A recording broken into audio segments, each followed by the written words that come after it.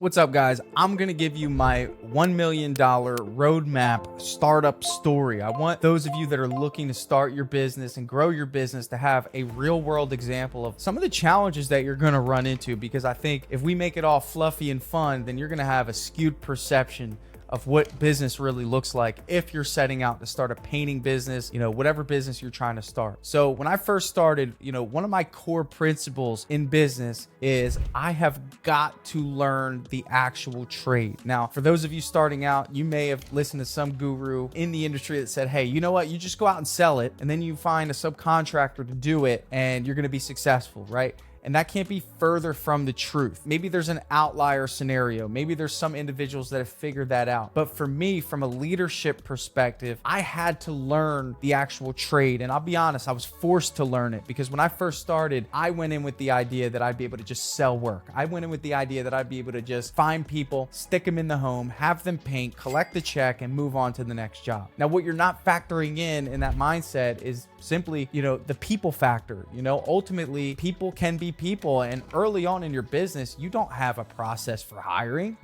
Again, you're just excited to get a job and find someone that knows how to paint or find someone that knows how to install, and here you are thinking, you know what, I'm just going to be able to sell this and this is sustainable. And it really wasn't. So I found, two gentlemen that really were referred to me by a friend that they heard painted, and I vetted him briefly and talked to him on the phone. I said, hey, meet me at a job. So I had a job sold, didn't have anyone to do it, and I used the customer's house as my training ground. And really, they went to work. I set them up with their materials. I bought them anything they needed to get started and let them have at it. To be honest with you, they did a decent job. They did so good that I actually was pleased with their work. The customer liked it at the end of the job, and I collected a check, and I found myself buying them lunch and trying to really build a culture with them, And remember, these are independent contractors. These are not my employees. These are people that I ran into, and I'm like, hey man, this could actually work. I remember collecting a check for $3,000 thinking, okay, this is too easy, right?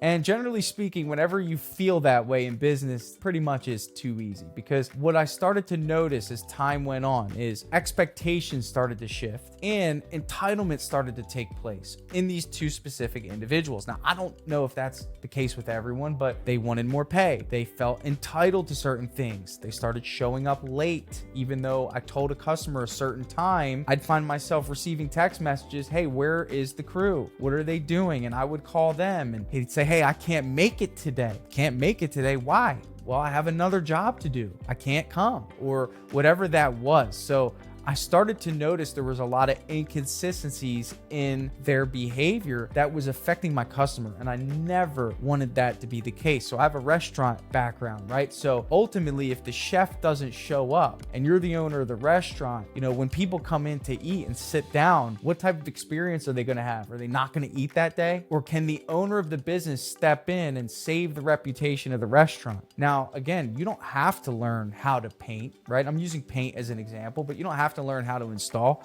That's entirely up to you. But what I do suggest you do is you make it a point to learn how to install and how to paint to protect your business. Now, early on, you might not have the luxury of drawing on another painter to come in and do work.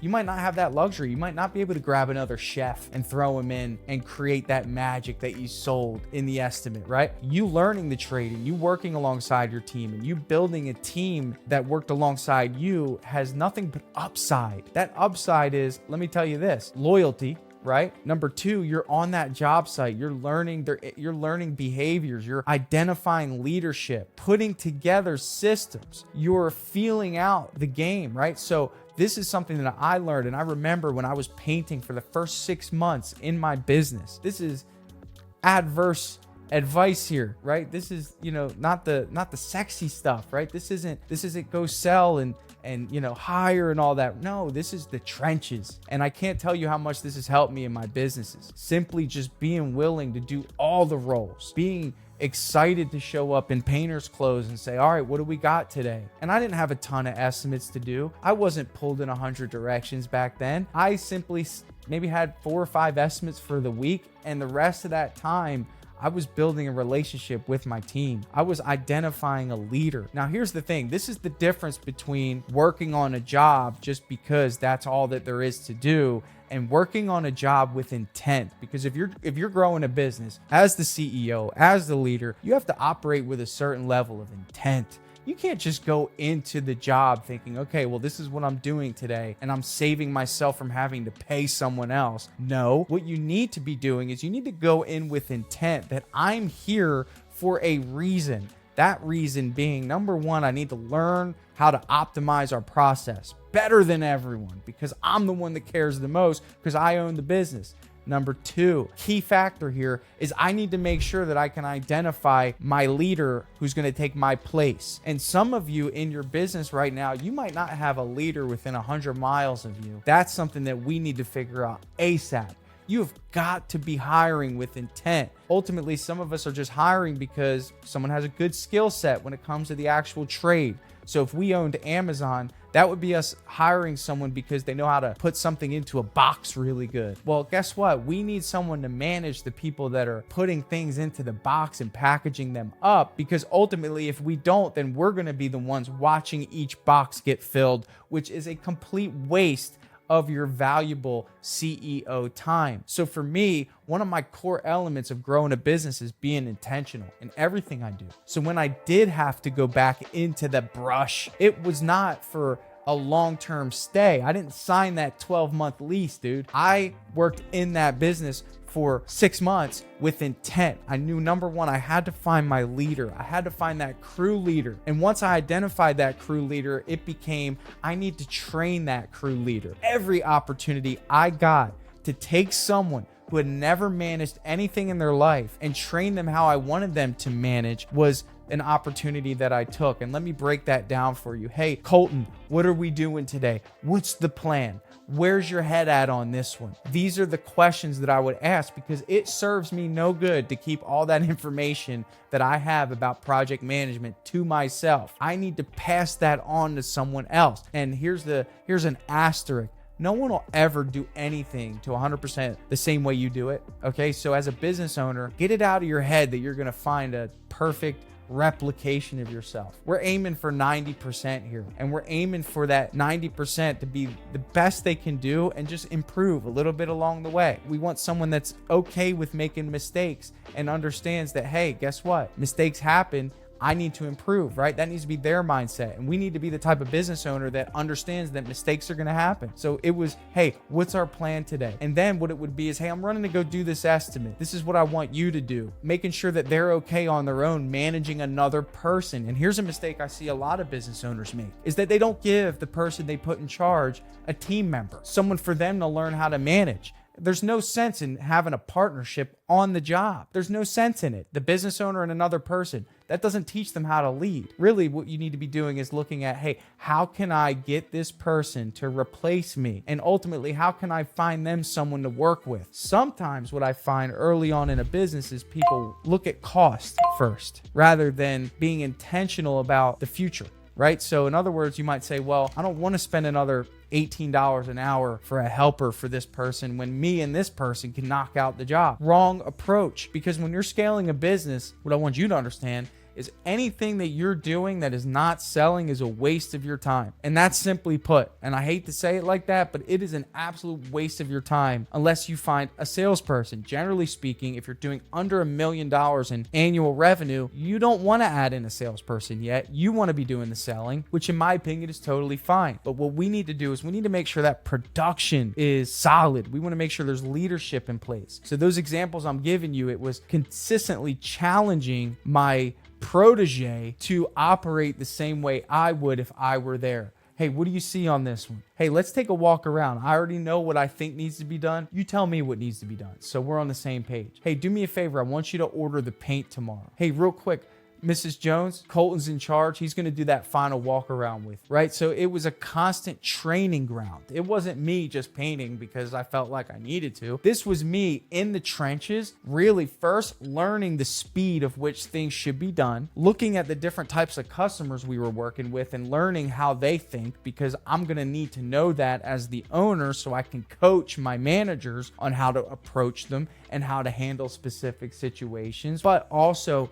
raising up my next leader in my business. And this was crucial for me. So I can't emphasize it enough. But again, being intentional in your dealings early on can really set the trajectory of how you grow your business. This is fundamental. This is just a matter of care and not looking at the money. That's going to be one thing you need to focus on early on, is not looking at the money. Because I understand that sometimes we think, man, I got to hit that million. Well, if you hit it and you're miserable, that has no value in your life. And generally speaking, you won't have much of it left. So the mindset needs to be, the money will come. I need to focus on fulfillment of services. This is what a service-based business is about. It's not about the sale. It's about the fulfillment of services.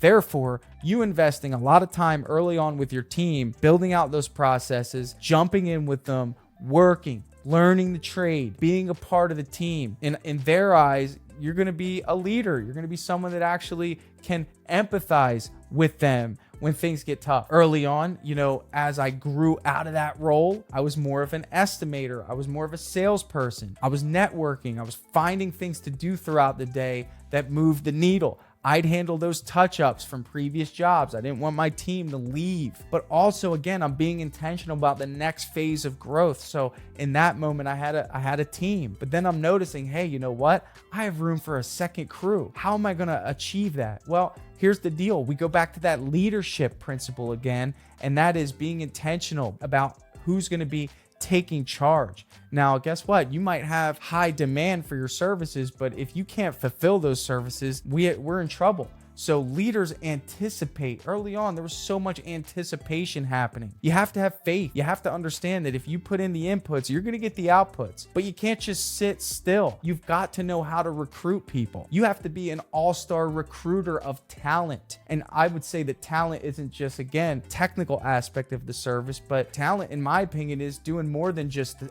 technical aspect of the service. Being present, being on time, being a contributor, being an all-star, right? Now, of course, this is the employee-based model. This, to me, is how I like to run a business. You can find this with subcontractors and do it that way. Totally your choice. But for me, I'm interested in building a tight culture.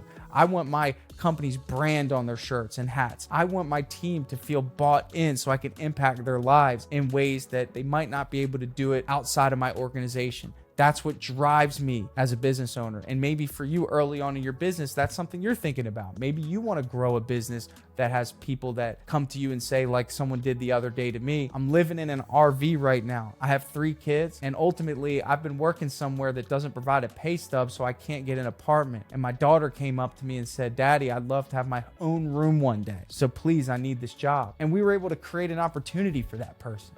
I mean, I can't tell you the impact, but it starts with you.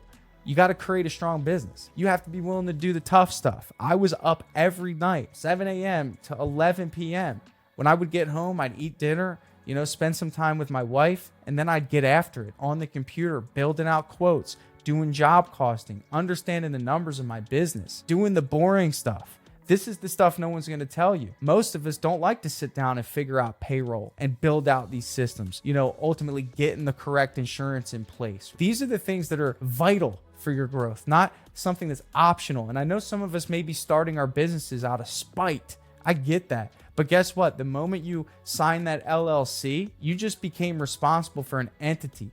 And let me tell you this, that entity has power. That entity has the ability to change your family's trajectory. And that's going to force you to change. You're going to have to create habits that you don't have right now. Those habits mean I need to be a self-starter. I need to wake up in the morning. I need to have some sort of routine. I need to be thinking about the business when no one else is thinking about it. I need to go above and beyond. I need to figure out a way to stand out. More importantly, I need to be the type of leader that people want to follow, not because of anything other than they know I have their best interest in mind. And that's going to create loyalty. That's going to create a certain gratitude that I can't explain to you right now if you haven't been in the game yet. But when you get people in your business that love to work for you in your business, it's great because guess who gets the benefit of that? Your customers. And it's going to show up in their reviews. It's just awesome. Okay. But in order to get there, you've got to be that type of person. You've got to set the standard. You've got to make decisions that benefit the whole that might not benefit you. And that is the key to leadership. This is the secret. Leadership in some cases is sacrificial. You got to be okay with that. This business is not about you. And the moment you make it all about you, the moment you're going to find yourself in a whirlwind of stress. Simply because if you start thinking how much you can make or save, you're going to make compromises as a business owner. You're going to make decisions that only benefit you as opposed to the abundance mindset. Can I be real with you for a second? Honestly, seriously, finding jobs and paint jobs is exhausting. Doesn't excite me anymore. It stopped exciting me years ago. Really. I mean, ultimately, once you start making money, it becomes a burden. It really does. And there's business owners out there that can understand that. So there needs to be a shift of perspective, unless I was someone that just wanted to buy boats and cars and, mansions and all that stuff. But that's not my thing. For me, the drive comes from what I just mentioned to you. Individual sits in front of me, says he's living in an RV, wants to change his life. Good kid. Hadn't had the right opportunity yet because the standard is so low. And he comes to my company, sits down, makes it through our interview process, looks us in the eye. My supervisor, Julio, and I.